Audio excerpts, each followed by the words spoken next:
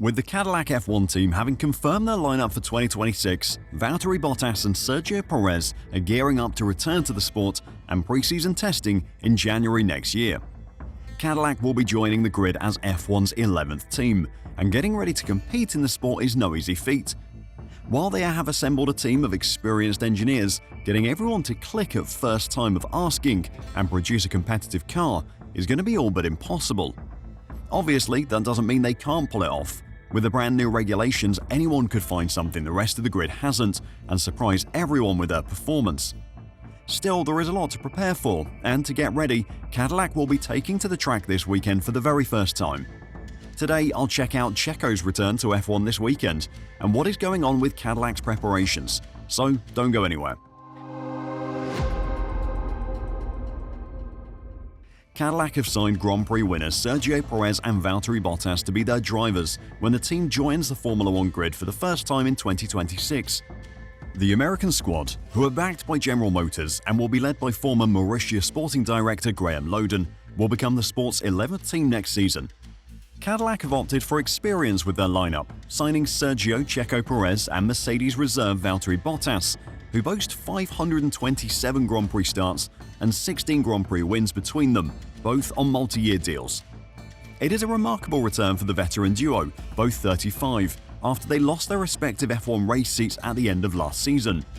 Perez took some time out to consider his future goals and spend time with his family after leaving Red Bull, while Bottas stayed in the paddock as reserve for Mercedes following his Sauber exit. The two's experience will be vital to helping Cadillac find their feet, but as good as the drivers are, they still have to gel with the team and a pit wall that has never worked together. During the Italian Grand Prix at Monza, the American team simulated a full race weekend with its operators, working from their factory to operate the pit wall in the race, as well as going through the motions of all the free practices and qualifying. This weekend though, Cadillac will exit the simulation world for the first time, as Sergio Perez will conduct his first track test in a TPC car, meaning a car that is from at least 2 seasons ago. The Mexican was in California on Wednesday evening to kick off the season at Dodger Stadium in Los Angeles and admitted, "Next week, I will be first in Charlotte and then in England. I'll test in the simulator at the headquarters, but then I plan to drive an F1 car. I have to start practicing to be ready for the beginning of next year, since my neck has lost tone and I need to recover full functionality to drive an F1 car at my best." Although there is no official confirmation yet, Cadillac have reportedly reached an agreement with Scuderia Ferrari to supply a 2023 SF23 car for testing, since the US team will be using their power unit next season. Cadillac obviously has no previous cars, so they can't do any testing of previous cars with their own vehicles. However, getting their hands on a Ferrari to do their testing with is a big deal. Ferrari giving out their previous cars to other teams, even their own customers, is something that doesn't happen, and the fact that Cadillac have made this happen is likely a reflection of the level of resources available to them. The fact that the SF23 will have no correlation to next season's car will also have made it an easier decision for Ferrari to make. Cadillac will be looking to get their trackside engineers, their pit wall and drivers working together for the very first time in real-life conditions and get all their processes sorted out for when they have to come to the track with their own car. Of course, none of this is going to be as simple as getting Checo to drive someone else's car for a day and call it a job done. The difficulty of what Cadillac is doing really cannot be understated, and Chief Executive Dan Tauris knows this better than most. Before I talk about just how challenging Tauris thinks the job is, if you want to catch all the news on Cadillac's F1 entry in the lead up to the 2026 F1 season, then make sure to give this video a like and subscribe to F1 Reverse. Thanks a lot. The task facing Cadillac is such a challenge that Chief Executive Dan Tauris has admitted Formula One's new entrants are building a ship while sailing it, but remains confident the team will be ready for the start of the 2026 season. Following formal approval in March of Cadillac's bid to become the 11th F1 team on the grid next year, operations have accelerated in attempts to ensure the new squad can be immediately competitive. Dan, who is spearheading the project alongside team principal Graham Loden, was in attendance at the Italian Grand Prix, where he gave an update on their progress. "We're pretty much on schedule," Tauris said. We have good weeks and bad weeks because it's not this linear progress. We feel pretty good about the progress that's been made to this point. The race to be ready for 2026 is perhaps further complicated by the fact that the team is split across 3 bases, or 4 locations, if you include the wind tunnel they're using in Cologne. The team has 2 facilities in the US, along with a UK base at Silverstone, where Dan confirmed the chassis is being designed. He said, "We have had a car in the wind tunnel, the 60% scale model, for some time. We've been using the wind tunnel in Cologne, and the team has been hard at work. Even in the last 2 weeks, we onboarded 50 people to the team. We are building a ship while we're sailing it. From real estate to building the company, getting all the resources together. We are putting things on shipping containers in a few weeks to show up in time for the race. All these pieces are coming together as we speak."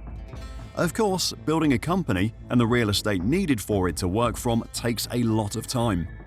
F1 factories don't just pop up overnight, and the understandable time that it takes to build these facilities is having an impact on Cadillac's preparations. Cadillac will have to run its 2026 car from Silverstone while it still finalizes the construction of its American base, revealed team boss Graham Loden. It will operate under an American license, with team bases on both sides of the Atlantic Ocean, including a factory in Silverstone and a purpose-built headquarters in Fishers, Indianapolis. But with the Indianapolis base not yet ready, Loden revealed the General Motors brand will mainly run its 2026 operation out of the UK facility, which was unveiled in June. Talking about the American headquarters in Fishers, he told the Beyond the Grid podcast, "That is nearly 500,000 square foot development. Brand new builds just for Formula One. It's going to have a whole bunch of things surrounding it as well, which I think will be very interesting for the fans. That's headquarters, and the bulk of the car will be manufactured there over time. But again, you can't build a factory. We got an entry in March of this year. You can't build a factory, hire all the people, put all the machines in, and then manufacture components to Formula One standard, which is like aerospace standard, and Beyond the Grid in Melbourne with that car. It just won't work." So we have a facility at Silverstone, which is a logistics facility. It's also where we have the aero design and mechanical design. The 26 car will be coordinated from there while Fishers is being completed. But over time, the main headquarters will be in the US. Silverstone is not just an offshoot, it's a significant part of the team. While Cadillac will be marketing itself as America's F1 team, for 2026 at least, it is going to be a very British operation. And that is understandable. As Loden very honestly states, building an F1 factory is no simple task, and doing it right takes time. Becoming America's F1 team is going to be about more than just building their car in America. Cadillac are now starting to sign on sponsors for next season. Historic American bourbon distiller Jim Beam has reached a multi-year partnership with Cadillac as one of their very first sponsors. As Cadillac's official spirits partner, the deal will see Jim Beam branding both on and off the car for the entire F1 schedule over the duration of the agreement. Considering the drivers aren't even allowed to spray alcoholic champagne at some Middle Eastern races, and every other alcohol sponsor pushes their zero ABV products instead of their actual alcohol, it will be interesting to see how that branding plays out next season. Cadillac are still searching for a title sponsor for next season though, and a report by Sports Business Journal has claimed they're looking for $55 to $70 million for naming rights for its inaugural season. With F1's viewership constantly growing, especially in America, the team are bound to have some big names lined up to get their name onto the F1 grid. Are you excited to see Checo back in an F1 car next week? And who do you think Cadillac will get on as a title sponsor? Let me know your thoughts in the comments down below, and until next time, drive safe and bye for now.